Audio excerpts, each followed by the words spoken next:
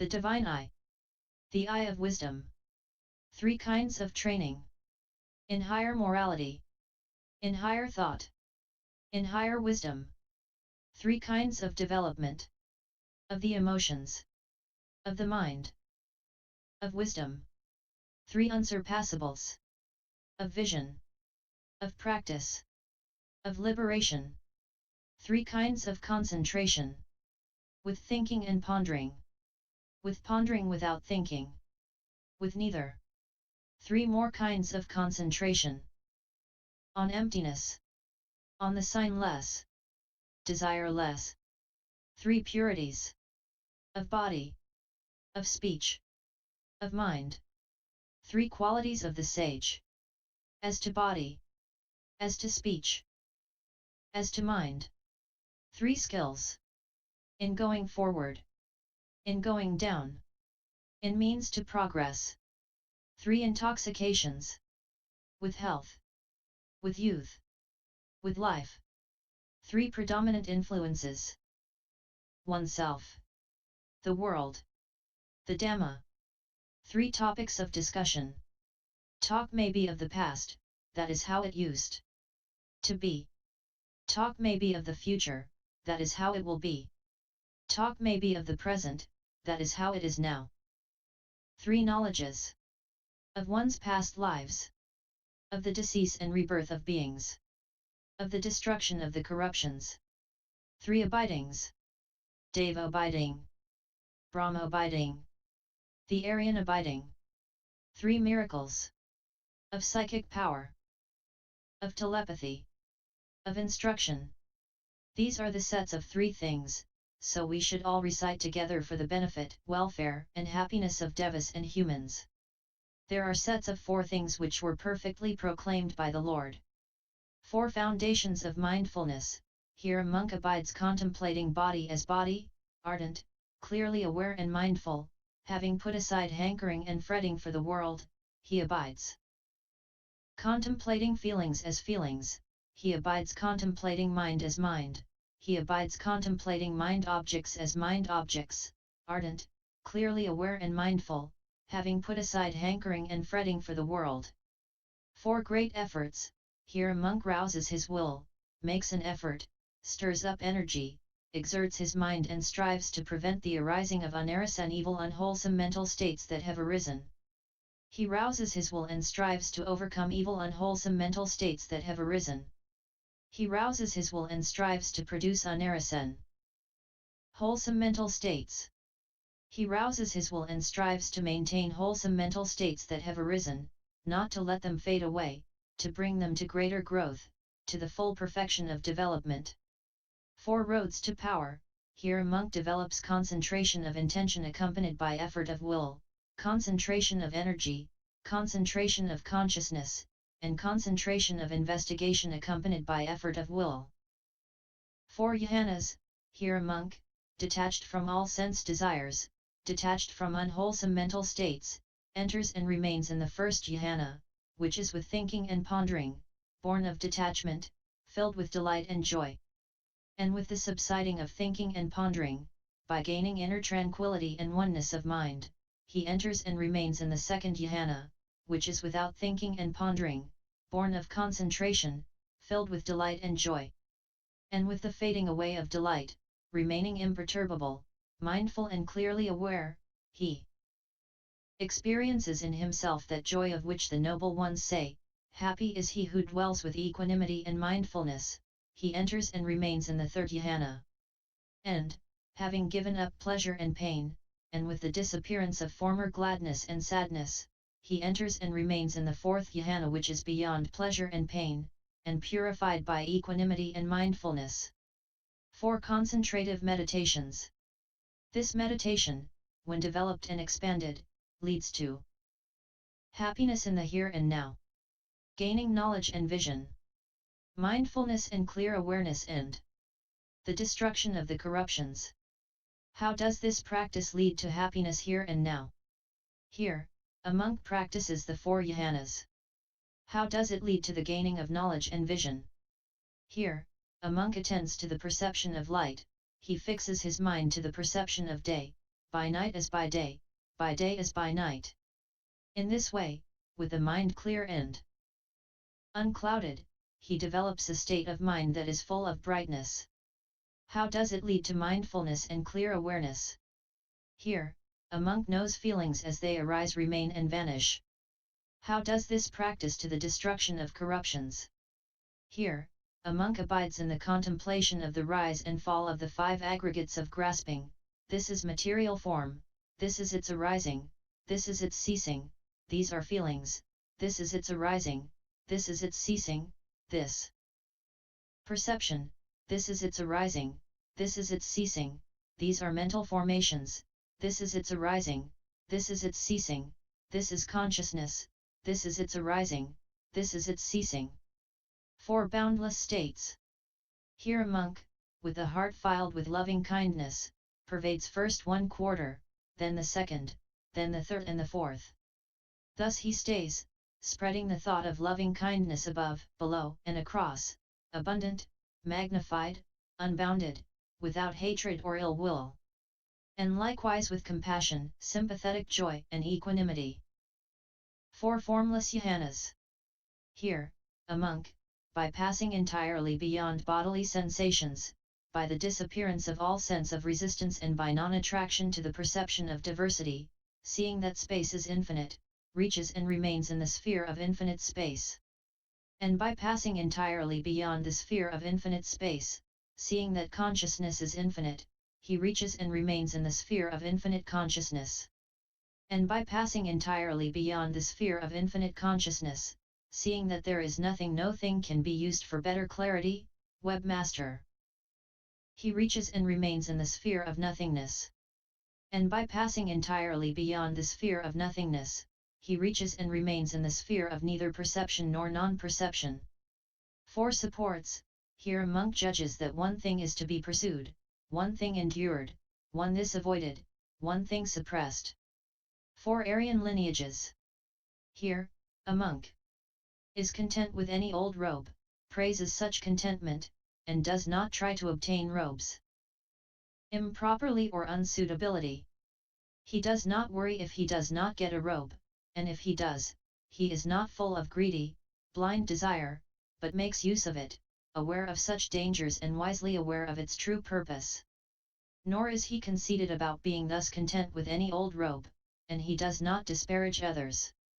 And one who is thus skillful, not lax, clearly aware and mindful, is known as a monk who is true to the ancient, original Aryan lineage. Again, a monk is content with any alms food he may get. Again, a monk is content with any old lodging place, and again, a monk, being fond of abandoning, rejoices in abandoning, and being fond of developing, rejoices in developing, is not therefore conceited, and one who is thus skillful, not lax, clearly aware and mindful, is known as a monk who is true to the ancient, original Aryan lineage. Four efforts: the effort of restraint, abandoning, development, preservation. What is the effort of restraint? Here, a monk, on seeing an object with the eye, does not grasp at the whole or its details, striving to restrain what might cause evil, unwholesome states, such an hankering or sorrow, to flood in one him. Thus he watches over the sense of sight and guards it. Here, a monk, on smelling an object with his nose, does not grasp at the whole of it or its details, thus he watches over the sense of smell and guards it. Here, a monk, on hearing an object, tasting an object, or touching an object with his ears, tongue, or flesh, does not grasp at the whole of it or its details, thus he watches over his senses and guards them. What is the effort of abandoning? Here, a monk does not assent to a thought of lust, of hatred, of cruelty that had arisen, but abandons it, dispels it, destroys it, makes it disappear. What is the effort of development? Here, a monk develops the enlightenment factor of investigation of states, of energy, of delight, of tranquility, of concentration, of equanimity, based on solitude, detachment, extinction, leading to maturity of surrender. What is the effort of preservation? Here, a monk keeps firmly in his mind a favorable object of concentration which has arisen, such as a skeleton or a corpse that is full of worms, blue-black, full of holes and bloated. Death meditations, see a ghost in the cloister. 4 knowledges, knowledge of Dhamma, of what is consonant with it, knowledge of others' minds, conventional knowledge. 4 more knowledges, knowledge of suffering, its origin, its cessation, and the path. 4 factors of stream attainment, association with good people, hearing the true Dhamma, thorough attention, practice of the Dhamma in its entirety. 4 characteristics of a stream winner. Here, the Aryan disciple is possessed of unwavering confidence in the Buddha, thus. This blessed Lord is an arahant, a fully enlightened Buddha, endowed with wisdom and conduct, the welfarer, knower of the worlds, incomparable trainer of men to be tamed, teachers of gods and humans, enlightened and blessed. He is possessed of unwavering confidence in the Dhamma, thus, well proclaimed by the Lord is the Dhamma, visible here and now, timeless, inviting inspection, leading onwards, to be comprehended by the wise each one for himself. He is possessed of unwavering confidence in the Sangha, thus, well directed is the Sangha of the Lord's disciples, of upright conduct, on the right path, on the perfect path, that is to say the 4 pairs of persons, the 8 kinds of men. The Sangha of the Lord's disciples is worthy of veneration, an unsurpassed field of merit in the world. And he is possessed of morality dear to the noble ones, unbroken, without defect, unspotted, without inconsistency, liberating, praised by the wise, uncorrupted and conductive to concentration. 4 fruits of the ascetic life, the fruits of stream entry, of the once returner, of the non-returner, of arahantship. 4 elements, the elements of earth, water, fire, and air. 4 nutriments, material, food, gross or subtle, contact as second, mental volition as third, consciousness as fourth. 4 stations of consciousness, consciousness gains a footing either in relation to materiality, with materiality as object and basis, as a place of enjoyment, or similarly in regard to feelings, perceptions, mental formations, and there it grows, increases, and flourishes. 4 ways of going wrong. 1 goes wrong through desire, hatred, delusion, fear. 4 arousals of craving. Craving arises in a monk because of robes, alms, lodging, being and non-being. 4 kinds of progress. Painful progress with slow comprehension. Painful progress with quick comprehension. Pleasant progress with slow comprehension. Pleasant progress with quick comprehension. 4 more kinds of progress. Progress with impatience.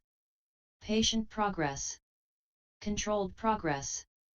Calm progress. 4 ways of Dhamma. Without hankering. Without enmity. With right mindfulness. With right concentration. 4 ways of undertaking Dhamma. There is the way that is painful in the present and brings painful future results. Painful in the present and brings pleasant future results. Pleasant in the present and brings painful future results. Pleasant in the present and brings pleasant future results. 4 divisions of Dhamma. Morality. Concentration. Wisdom. Liberation. 4 powers. Energy. Mindfulness. Concentration. Wisdom. 4 kinds of resolves. Wisdom. Truth. Relinquishment. Tranquility. 4 ways of answering questions. The question to be answered directly, requiring an explanation, requiring a counter question, to be set aside. 4 kinds of Kamma. There is black Kamma with black result, bright Kamma with bright result, black and bright Kamma with black and bright result, Kamma that is neither black nor bright. 4 things to be realized by seeing. Former lives, to be realized by recollections. passing away and re-arising to be realized by the divine I. The 8 deliverances, to be realized with the mental body.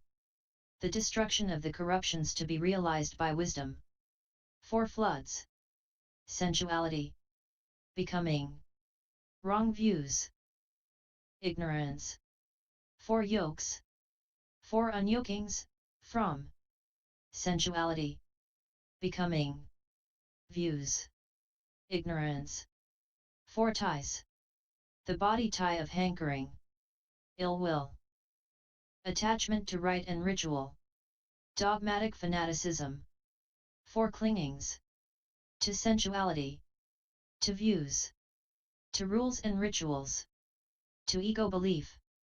4 kinds of generation. From an egg.